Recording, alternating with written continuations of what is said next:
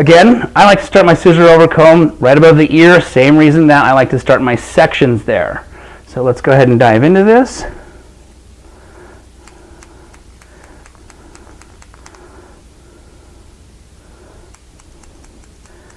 Now with scissor over comb, you want to just treat it and execute it in basically panels.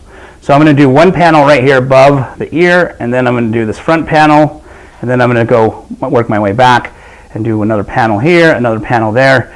And if you do it in panels, it's a lot easier to execute scissor over comb without getting flustered and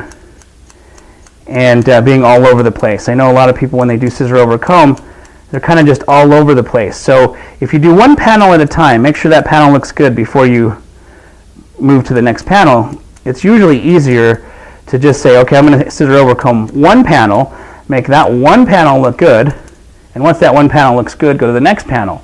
And then before you know it, you've scissor over combed the entire head.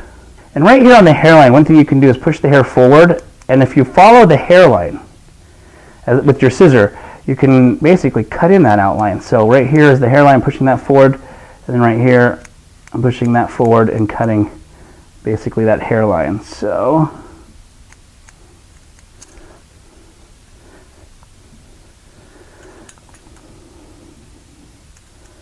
and then same thing with here, I'm going to push it back so that I can be clean right there.